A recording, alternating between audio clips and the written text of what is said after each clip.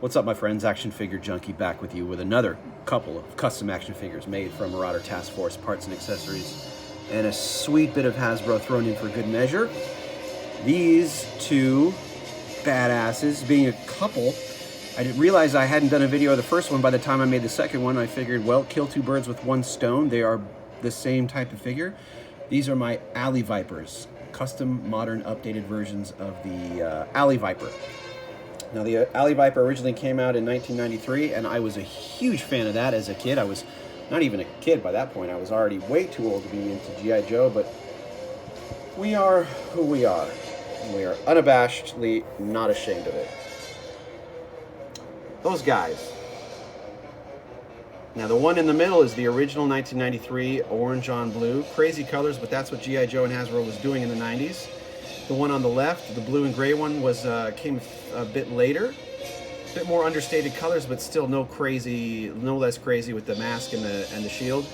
And then this red and gray one was a much more recent, much more modern, updated version.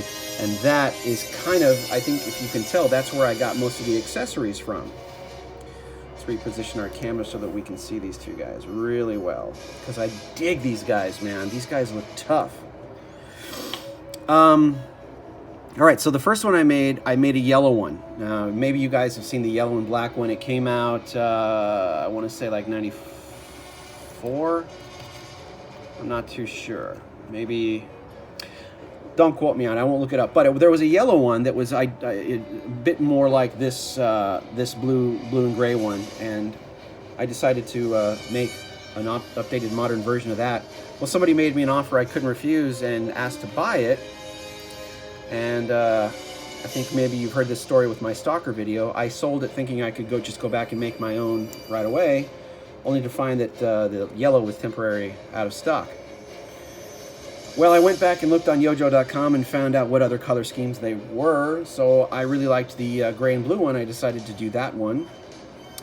Went to YouTube and got me some Alley Viper accessories. The shield. Now, check that shield out. Do you guys think I should paint the back of that shield? Is that kind of half-assed that I only painted the front? Because it's maroonish red, and he's obviously not maroonish red. But usually in all my pictures and when he's posed on the shelf, you don't see it. But now that I've got him on a turntable, and you guys can see what a half-assed loser I am. Excuse me, I'm thinking about doing it. Yeah. I do dig the Cobra insignia I put on the middle of the shield, of the chest armor. I didn't do that with the orange and blue one, because I thought it would look weird over the paint, but maybe I still will. His main Cobra insignia is right here on his face. I dry brush painted the silver, the hell out of it, to make it look scratched up, but then you can really see the Cobra insignia on the shield.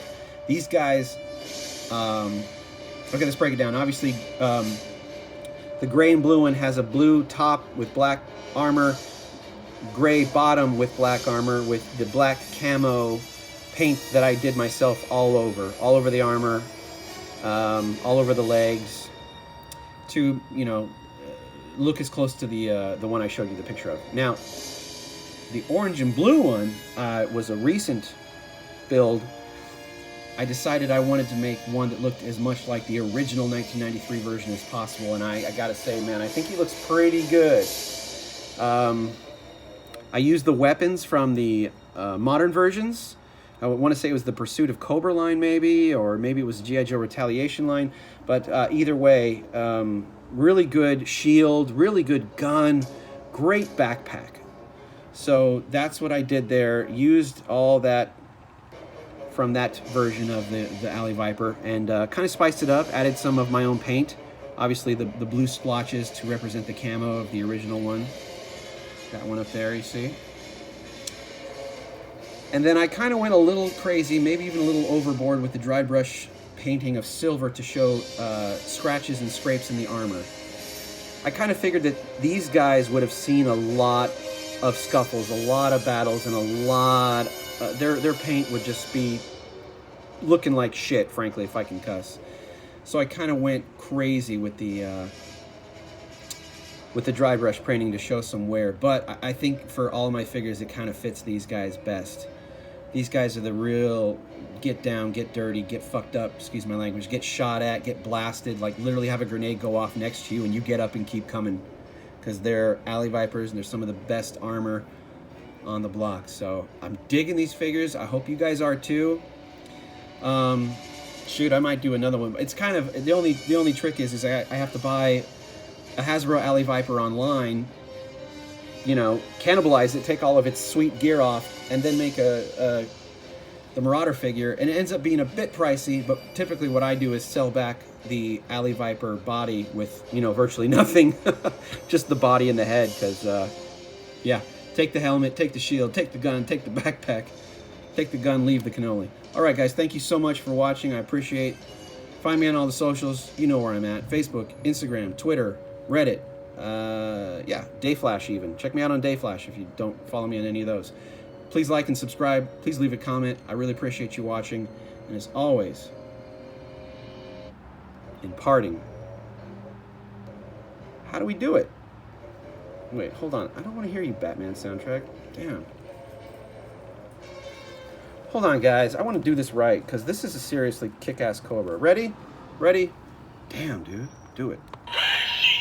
Oh, yeah. Cobra!